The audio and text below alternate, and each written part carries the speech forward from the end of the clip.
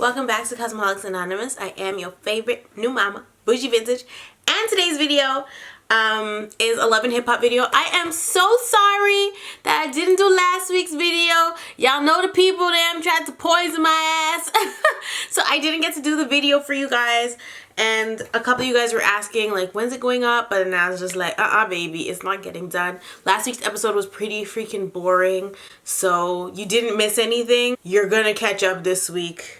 There was only like one new person and I wasn't really feeling her, and I'm still not. And I feel like she's a little bit of an opportunist. So the episode starts off with Tommy meeting up with Tiara. If you don't remember who Tiara is, that was Scrap's baby mom when Tommy was dating Scrap. And so Tiara actually called this meeting. She wanted to meet up with Tommy for whatever reason. If you remember the last time that Tommy and Tiara saw each other, they were fighting. There was a big altercation. Tommy was ready to like flip the table on Tiara. It was a whole hot FMS. So Tommy's like, question, so Scrap was playing house the whole time? Like, and then Tiara was like, you know what? Scrap is really family oriented because of how he was brought up. He didn't really get to experience that. So he's really a family man and he wants his children to have that family life. I guess that's why he's constantly trying to make it work with Tiara, even though he's not wholeheartedly in love with Tiara. So the reason Tiara called Tommy here is because Tiara wants to know if Tommy has anything going on with Scrap right now, because Scrap and Tiara are in discussion of getting back together, and so she wanted to make sure that her man is not being unfaithful again. But Tommy actually hasn't spoken to Scrap in a very long time. Tiara is saying that she's considering getting back with him for the sake of their son, but that's bullshit, because she got how many baby daddies? Go choose another baby daddy, bitch. Like, she's using the whole for the kids thing. None of my business. But Tommy basically tells her, that's all you ain't got shit to worry about. And then she says to Tommy, we'll see. If we know Mona, we know a good storyline. If Scrap ends up coming out within this season, him and Tommy are gonna have at least one interaction with each other. That's what it is. I don't know where it's gonna go, but that's just what it's gonna be. So yeah, like I said, Tommy tells you can have him. He's all yours. And honestly, if I were Tiara in that situation and somebody was telling me you can have him, I would just be like, ew. Like, I wouldn't feel good about that. I wouldn't feel good about somebody telling me I could have my man, because I would feel like she's telling me, like, if I wanted him, I could have him, but I'm letting you have him. Ain't nobody letting me have anything. So Tiara is dumb. Scrap is for everybody. Anyway. The next scene is pointless. Is Rashida at the gym with her personal trainer trying to get her body right, because Kirk in the last episode told her that he got her a deal doing a fitness video. It's not like Rashida has the most banging body in the world. She ain't no Miss Quad, honey. If Quad came out with a fitness tape, I'd be like, yes, okay. But Rashida's body is regular to me. It's not anything spectacular. And the fact that she's getting a personal trainer now to get in shape for the DVD makes no sense. That she should already be in shape and just showing us what she does to get in, what she did to get in shape, not get the deal, then work out, then show us. You know what I mean? She should have already had a banging body when he's there working on getting her a fitness tape. Like, it doesn't make any sense. It's a fucking sham. And now that I watched the episode, they ruined her coin, because I will not be purchasing a Rashida workout DVD. No, I'd rather do Kanye's workout plan. Anyway, Carly Red is there because Carly Red and Rashida are really close friends. Rashida starts filling in Carly about the drama. She tells her that Kirk is Cannon's dad, a little bit more about what's going on, and Carly Red sees the personal trainer and thinks that Rashida should, you know, try to work something out with the personal trainer because she needs help at the store, but she doesn't want to contact Kirk to do the work because she just doesn't want to talk to Kirk. But she needs her light bulbs changed, apparently there's some maintenance around the shop that needs to be done, some shelves need to be put up and stuff, and she's just not calling Kirk. Call a handyman then. You don't need to call Kirk. Kirk is not for that. Kirk is for fucking bitches and, you know, stacking chips. But he's not for the other shit. So just get a handyman. Anyway, the scene ends and it was pointless, like I said. The next scene, oh my gosh, it took me back. The next scene was Jessica's I'm going to visit Dr. Jackie because Dr. Jackie is apparently the only gynecologist in Atlanta. I actually think that they go use those doctors from the other shows because they are used to filming and they already have contracts to film, so they don't really have to sign a new media release or anything like that, and they don't have to like check to see if it's okay to film in the doctor's office. They just use the doctors that they know.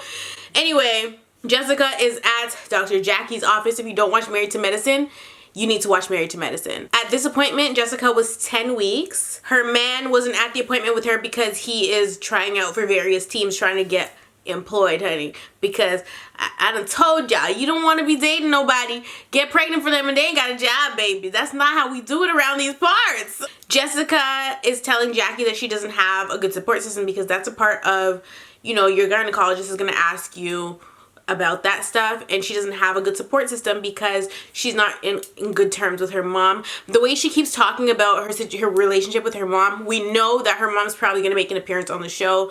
It's either going to be really good or really bad. So Dr. Jackie's office ends up doing an ultrasound. We hear the baby's heartbeat and we see the little nugget in there, and it's just so cute, and it just brought me back, and Jessica's crying, and I was like, oh my god, I remember my first ultrasound. My first ultrasound was at, I think, 7 weeks. Salem wasn't even, she didn't even have like a head, child. Like, she was just like a fucking tadpole. She didn't have much going on when I got my first ultrasound, but Jessica's was at 10 weeks, and at 10 weeks they have a lot more going on. And so Jackie said to Jessica, we call the babies he until we know for sure what they are. And I found that odd because in Canada, or at least where I would go to do my ultrasounds and stuff, they just refer to the baby as baby. They don't give it a gender. They say baby is really active, baby is healthy, baby is this, baby is that, baby's head is this size. They don't say he is blah blah blah, because that doesn't really make sense to call the baby he until it develops into a girl or a boy.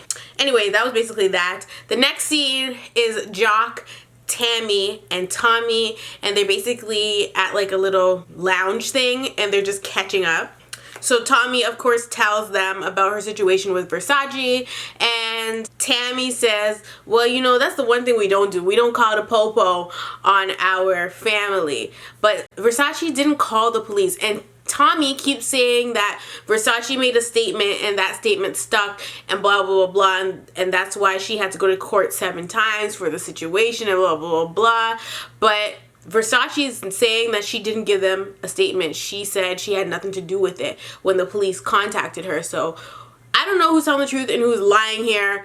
Either way, the charges were dropped, so Tommy needs to fucking drop it. Like, it's done with, it's over with. She's grudging her sister for something that's her fault. Tommy also tells them that Scrap is coming home soon, and they're kind of like, what's the tea? What's it gonna be when he gets out? She is acting like it's not gonna really be anything, but I don't know. I don't know how it's gonna turn out when he comes out because Tommy hasn't really been dating. Tommy also lets him know that she's gonna be headed to the studio with Spice, and I was like, oh, like, that's interesting. That's super interesting, because just like Cardi B, I'm not 100% a fan of Tommy's rapping voice.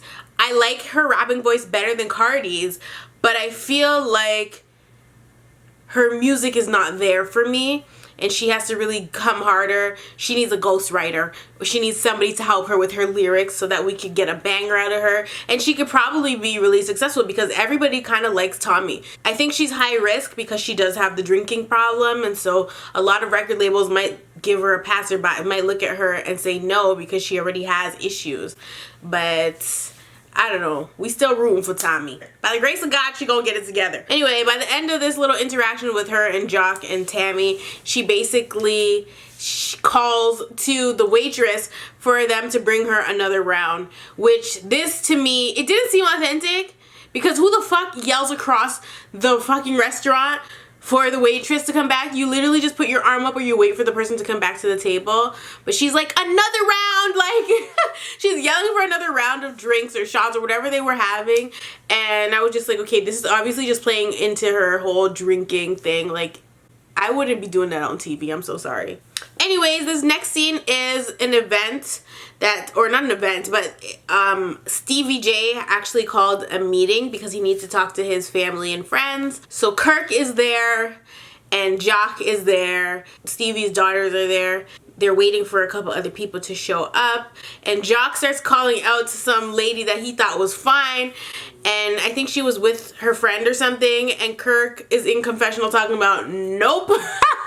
He said he doesn't want to talk to any woman that's not his daughter or his wife ever again. And I was just like, you're fucking right, bud. But we all know that that's only gonna last for so long. Unless Cannon was literally the nail in the coffin, I feel like Kirk will fuck up again. Stevie's son is at this meeting as well. Kirk starts to tell them about what's going on with Rashida, but that's not the focal point of this, so production didn't let it get too, you know, carried away with that. Mimi ends up showing up with Ty. If you don't know, Ty is her boyfriend, I mean her girlfriend. Her boyfriend. Ty is Mimi's girlfriend, and Ty and Mimi basically made up since their last encounter was a big argument and Mimi stormed out. For whatever reason, marriage was brought up. Stevie was talking to Mimi about marriage and asking her if she wants to get married, and then Ty was like to Mimi, you want to get married? And then Mimi said, I would like to get married. And then she turned around and asked Ty that same question, and then Ty was like, I would love to get married one day. But it was like neither of them were trying to say that I want to get married to you. It was just the thing, like, yeah, I want to get married. So at this point, Stevie then makes an announcement saying that he has to go to New York for court, and he needs to meet with this judge and or his lawyer, and there is a $1.3 million child support judgment out right now for Stevie. And the issue is that when Stevie was with Bad Boy back in the day, you know, around Biggie time, he was making a lot of money as a producer, but that was when he only had 2 children. And so now he has, I think, 6 children, and so the child support never changed as he ended up having more children with different women.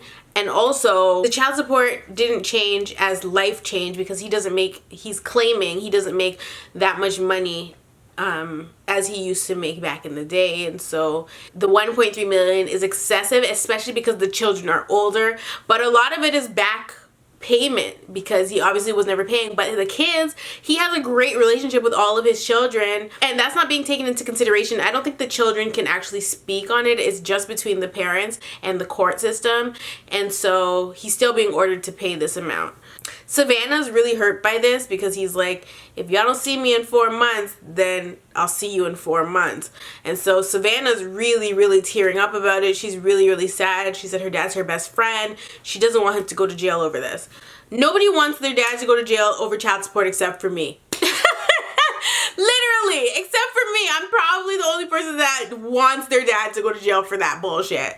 So Mimi's taken back by this, and she's like, what am I supposed to tell Eva? Like, this is a big deal. She loves her dad. She's 8 years old, and to an 8-year-old, 4 months seems like an eternity. That's probably true. I wouldn't know because I don't have an 8-year-old.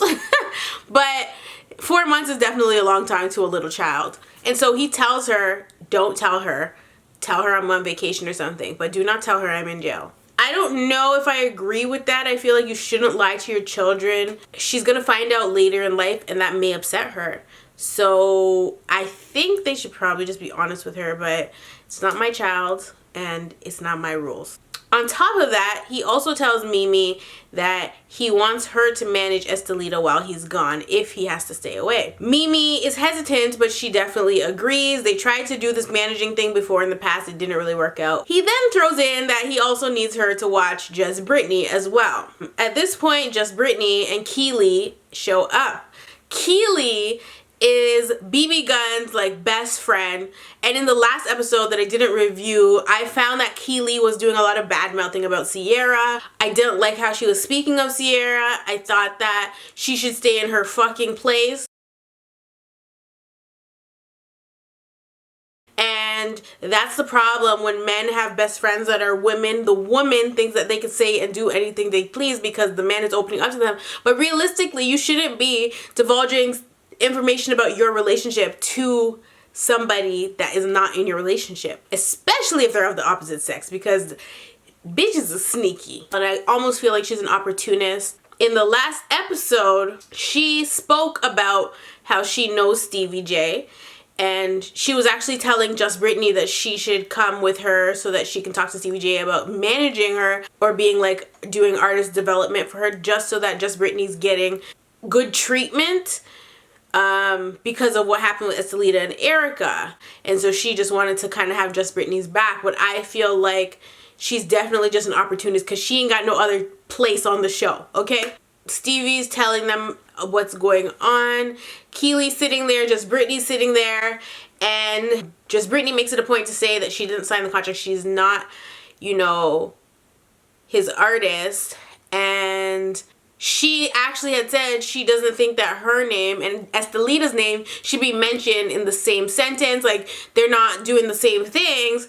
And Stevie said, well, guess what? Estelita's my artist, so that's what it's gonna be. So she said, well, Estelita's your artist, but I'm not your artist. You produced an awesome song for me. It's great, but it's gonna be the #1 song, blah, blah, blah, blah. Stevie ends up getting bright, basically telling her he's gonna take the song away from her because she's acting out. And I was just like, Stevie baby. Stevie baby. So Just Brittany's not having it. That's the thing. He can't control Just Brittany the way he's been doing to these Spanish mamitas, okay? Because Just Brittany's like, first of all, I wrote that song. So she was like, I love Mary J. Blige, because Stevie was like how he could have given the song to Mary. She's like, I love Mary J. Blige. You know, I look up to her. But I wrote that motherfucking song, and it's my song, and ain't nobody finna have that song but me. And so Stevie only produced the record. He didn't write the song, so I don't know why he's trying to say he's gonna give it to somebody else. Like, you can't do that. Brittany has the copyright to that song. At this point, I was looking at Stevie like, you are horrible. Like, I would never work with Stevie after watching this show. If I wanted to have a music career and I was looking for somebody to help me out, Stevie would be the last person I would go to. I wouldn't even let him produce a record for me. If you're gonna be sitting there talking about you're gonna take it away, take what away, bitch? Like, who are you talking to? I would just lose it on him. So at this point, Brittany says she's glad she has not signed. Stevie's in his confessional now, and he's talking about how he doesn't know Keely, but he's gonna get her and Mimi to work together while he's gone. And so he wants Mimi to put together a showcase. Somehow Keely weaseled her way into it, and they're supposed to put a showcase together while he's gone for his 3 artists. Just Brittany is one of those artists, but she's not his artist because she's not signed. And so he's basically telling her like she's not gonna be in the showcase because she hasn't signed, because Stevie wants, if they fart, he wants a percentage of it. Like, he's out of control, and he's really trying to control this. And so Keely in her confessional saying as long as she's a part of it, Just Brittany will definitely be an artist performing at that showcase, the headliner if anything. And because Stevie's going to jail, he has no creative control over what happens because he ain't gonna be there. And so at this point, I'm just like, Stevie just needs to really just go to New York and stay there for the 4 months and come back when he knows how to treat women properly. Because it's evidence that he's not, you know, the good guy like he tries to call himself. He always tries to say the good guy, he's the good guy. He definitely has some flaws in that personality of his. Stevie J is horrible, and he's telling this girl he's gonna take the record away and give it to Mary J. Blige. Like, who does that? I don't know what's going on, but honestly, I couldn't be Just Brittany in this situation, and I couldn't be Estelita, and I couldn't be Jocelyn, and I couldn't be Erica Mena. I could not be in this situation with Steven Jordan, because my hands would be coming across his head top and my foot would be coming across the man's fucking neck. You're not going to disrespect me. Like, you're not going to do it, and you're not going to threaten me either. Like, what's good? Anyway, moving right along. So in the next scene, Jessica is at some warehouse thing. I don't know where they were. They were in an empty room with a table, like all of Mona's scenes, okay? She was with Carly Red, and in her confessional, she was talking about how Sean keeps missing appointments and stuff, and she sounds sad when she's talking about it in confessional, and I'm like, what is up with this guy? Like, why is he missing all these things? He wasn't at the ultrasound. Like, he's always doing something. I get he's trying to find a job and stuff, but like, there's no reason that he needs to be missing out on all these things. He's missing the wedding planning. He's missing the baby. Like, what's good with Sean? Are they not getting along? Like, what's the tea here? Sean actually ends up showing up, and when he shows up, he ends up spilling the tea that he missed. He keeps missing stuff, and he's like, the first heartbeat, and that slips, okay, because Mona didn't tell him to bring that up, because this is how they were telling Carly. And so she's like, first heartbeat. Carly is like, you pregnant? Sean didn't realize he wasn't supposed to say it. It was a whole fucking whatever. And so then Carly is freaking out. She's super happy for Jessica. She runs over and she's yelling at Jessica's stomach, hi, it's Auntie Carly, it's Auntie Carly. And girl, if that was me, I would have slapped that lace right off the bitch's head. Get away from my stomach. That's the thing. When you're pregnant, you're so hormonal and you don't even realize it. And you're also like, you don't want people in your personal space. I guess she was excited, but even I was annoyed for Jessica because freshly pregnant and you just don't want everybody's energy around you. Like, you just want to be in a bubble. Like, when I was pregnant, I didn't want anybody to touch me. My mom would always try to rub my stomach, and there was one day I just lost it on her and I felt bad about it, but at the same time I was just like, you don't have to touch my stomach every minute you get. Like, it's annoying. She's not kicking. There's no need to touch. If she's kicking, I will call you and be like, hey mom, you wanna see? You wanna touch? You know? But she didn't understand that, and it was very hard for her to not touch me, but I literally did not want to be touched when I was pregnant. It was just really annoying, and even talking about it right now, I'm getting so bad. Oh my gosh. And so it's funny because I was watching Cardi B's interview on The Breakfast Club after she announced that she was pregnant on Saturday Night Live, and she was saying the same thing. She hates when her mom touches her stomach. She gets really upset, and I was like, oh my gosh, somebody gets it. Like, you can't control it. You're just really not here for the fuckery. Anyway, they bring up her mom and stuff, and they basically are both telling her she has to get that right. If she's gonna be pregnant, you can't do this alone. When you're pregnant, you want your mom there. Even though you don't want her to touch your tummy, you still want your mom there. And so Sean and Carly are basically telling Jessica, like, you gotta figure that out. So Dime tells them, I'll think about it, but like, her mom is just very difficult and hard to talk to and very judgmental, she said. And Jessica was a stripper, so you already know where that judgment is coming from. Tommy actually wasn't in it, and so they're just kind of recapping that, and Tommy's telling them, like, she's not even mad at Versace, but like the way that her mom's trying to do stuff and trying to handle it and like force it, it's not gonna work out, and like she's not even trying to have that energy around her right now, then, you know, it doesn't even make sense. Versace wants an apology from Tommy as well, because she's the one that showed up at her job. Like, Tommy did something that she shouldn't have done, and that is why they are here now. If Tommy didn't show up at her work and they handled it outside of work, the police would have never been called and they would still be sisters and be fine. But because Tommy came to her work and the people called the police, that's not Versace's fault. I'm sorry, it's not. And so she needs to get over that shit, because she's just, Tommy looks dumb. And he had actually had the, what's that thing called when they like burn this thing onto your skin? He's not cute and he looks ridiculous, but that's neither here nor there. He showed up at press because Carly Red took it upon herself to send him there, telling him that Rashida needs help at press. So he came with his toolbox in hand, child. It was actually ridiculous. And so Rashida was shocked to see him, and she's like, Carly, and he's like, yeah, how'd you know? So Rashida's mom and stepdaughter, so Miss Shirlene and Kelsey, they introduce themselves, or he introduces themselves to him. And when they're introducing themselves, Kelsey's like, I'm Kelsey, her husband's daughter. And I was just like, really, Kelsey, you're that extra right now? Like, oh, I was so annoyed. I was just like, the nerve of you. You know what your dad did. Stop it. It was just really awkward. I always like Miss Shirlene's purple hair, but like it looked really good this scene. I really liked it. It looks a little fuller though, so I kind of think she might have a wig on. And so Miss Charlene was like how there's nothing wrong with testing the waters. Kelsey does not agree with this at all. But Miss Charlene was saying after all the shit that Kirk done put Rashida through, Rashida ought to be looking at somebody else by now. Like, Miss Charlene is 100% here for the personal trainer, and I'm here for Miss Charlene. Kelsey is basically being a brat, and I'm just like, she needs to mind her fucking business and stay in a child's place. I don't care how old she is. She needs to stay in a child's place. Because yo cheating ass daddy is the reason we're here. So Kelsey basically tells Rashida that she feels like Rashida needs to at least try before she like throws the marriage away and all kinds. And I'm just like, shut the f up, Kelsey. Like, shut up. Shut your mouth.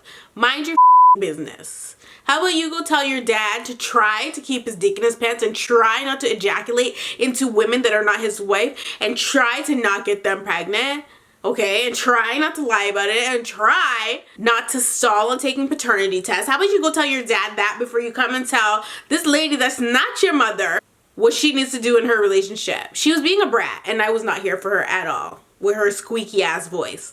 When the personal trainer was leaving, Kelsey was so rude to him. He was shaking their hands to leave, and she pulled me, okay, because this is the shit I did to that guy that my mom was talking to that time when so I don't know why I'm being so judgmental right now, because honestly, no, because it's not the same thing, okay? It's not the same thing. When he went to go shake her hand, she was just like, see you never. Like, it was very rude, and I think she embarrassed Rashida. When I did it, I was younger than Kelsey, okay? When I did that rude shit, I was younger than Kelsey, and it wasn't a thing where I was trying to get my parents to stay together and my dad didn't cheat on my mom. At this point, if I was Kelsey, I would be telling Rashida the same thing Miss Charlene was telling Rashida. Get your kitty wet, okay? Because my dad is out here doing the absolute most, and he makes all of us look stupid. So in the next scene, Tommy is in the studio with Spice, and Spice is in the lab cooking up some heat, and she was singing about the robot wine, and I was juking up myself and winding up my waist, and I was here for Spice. I said, yes, Spice, come through with the new music, baby. So Tommy asked Spice, like, you know, did you come here with your people? Like, who's out here with you in Atlanta? And so she's basically like, how she's by herself. And I think she mentioned Carly Red's name, and then Tommy is like, ugh, she's annoyed, and then Spice is like, oh shit, like what happened? And so she ends up telling her that Carly fucked her man before he went to jail. And so that was basically, that conversation was kept real short. Spice didn't really put in on it. She kind of just made a facial expression like, eh. But Spice is always talking about how she gonna tag people a month, so I don't know why she has a problem, or why she would make that face, you know what I mean? I really kind of want to know if she's going to bring it up to Carly and see what happens. Anyway, that conversation was short and sweet. They moved on to talking about family. So when they started talking about family, I was stuck looking at the lace fronts of Tommy, honey. Let me make sure mine is not looking crazy before I go in on somebody else's. Yeah, so they start talking about family, and I'm looking at Tommy's lace front like, why does it look like that? It's like they cut it, but they didn't cut it properly, and the baby hairs were behind. Like, I can't explain how her lace front looked. It looked like a botched job. That's what I know, okay? You have too much money and you live in the hair capital, okay? Because everybody know if you want to get some bomb-ass hair laid, if you want to get your hair laid, you go to Atlanta, okay? That's where it's at. But Tommy's lace front was looking crazier than Spice's was looking like, what? Anyway, once again, I'm going to keep recommending Arrogant Tay until the day I'm no longer uploading these videos. Please go and see Arrogant Tay. Ladies, please go see him. He always has Tiana Taylor's hair looking on point. Jerica Carlay's hair is always on point. Dream Doll's hair is always on point. Go and see this man and get your hair fixed properly, please. Because I'm about sick and motherfucking tired. So once they start talking about family, Spice opens up about how, you know, she and her older brother don't really speak, and she's kind of vexed with her older brother because her father passed away when she was 9, and she felt like her brother didn't take on the role he should have to kind of guide the family to where they needed to be. Things, I guess, didn't work out the way they were supposed to work out, and she's upset with her brother for that. I personally don't think that she should be. That's not something you can hold against them or him. And so Tommy actually starts tearing up at this point because Tommy is the oldest out of all her siblings, even though one of her brothers look a little older than her. But she's the oldest of all her siblings, and she had to take that role on. And so she obviously, you know, she understands why her brother wouldn't do that. She understands why Spice's brother probably didn't, and Tommy feels that a lot, where she feels like she wished she didn't have to do that. Tommy gets to talking about how in order to cope with dealing with that stress of being the oldest, she drinks, and that's her outlet. And so Spice kind of tells her, like, I don't think that's how you do it. I don't think that's how you should handle it, but hey, do you? And then Spice lets us know that as long as the drinking doesn't get in the way of their business relationship, then she's totally fine, and it ain't none of her damn business what Tommy is ingesting at night. Spice starts to do a little crocodile tear, and then they embrace, and that's that. I really hope that they're able to maintain a good, solid friendship, because Spice is out there by herself, and Tommy doesn't have the best track record. She gets angry at people. Like, she starts being friends with people, and then she has trust issues, so the friendship always ends up not working out. And so I hope that her and Spice can maintain it. I don't think that she'll try it with a Jamaican person though, because guess the fuck what, Tommy will definitely meet her match with Spice. You don't want no smoke with a damn Jamaican, baby. No you don't. No you don't. Anyway, this next scene is a long ass scene, so I'm gonna try to breeze through it because I'm tired. Mimi calls a meeting for Erica, Estelita, Just Brittany, and Keely, because she needs to talk about the whole Stevie situation. Keely and JB have not shown up yet, so it's just Estelita and Erica. Mimi informs them about what happened the last time she saw Stevie, so she starts telling them about the whole jail thing. They're kind of shocked because Stevie didn't tell them himself, and they also find out about the showcase, and Mimi tells them that I keep calling fucking JB Jessica. She brings up Brittany and Keely, and she says that, and Jessica, oh my god, I'm so confused. And Erica and Estelita start clowning Brittany's feet again. And they're confused because Just Brittany is supposed to be Rick Ross's artist, and to be honest, I'm confused too, so they're kind of asking valid questions. I'm confused. If she's Rick Ross's artist, why is Stevie giving her a contract? Like, how many... I'm confused. Is he giving her a contract to be her manager? Why doesn't she already have a manager if she's already signed to Rick Ross's label? You know, what's really going on with that? Erica says that Just Brittany is just a pawn in Stevie J's Danger Zone record label scheme, scam, whatever. Erica proclaims that she is the queen of throwing drinks, basically saying that if shit's gonna pop off, she's gonna get it popping. Keely and Just Brittany show up. Erica starts speaking on the last encounter that she had with Just Brittany, and when she was talking, it almost sounded like she matured in the 2 minutes that Just Brittany had showed up, because literally a minute ago she was talking about how she's the queen of throwing drinks. Then when she started talking, she was trying to make it sound like she was all here for women empowerment. It sounded like she was gonna say she was willing to work with Just Brittany, and then Just Brittany interrupts her, and she's like, no, the last time I saw you guys came in there disrespecting me. You guys came in there on some disrespectful ass shit. And then as the leader tries to interrupt and give her piece, and Erica was trying to tell her, hold on. But then Just Brittany was like, no, let her speak. So Estelita tries to say how she remembers it happening. And I was like, no, bitch, that's not how it happened. they did come in there disrespectful. So Just Brittany starts trying to talk again, and Erica interrupts her, and she turns to Keely and she's like, is she your artist? And Just Brittany's like, no. Keely looks confused as shit, like she didn't know what she was supposed to say, but then she started talking about she does artist development or some bullshit.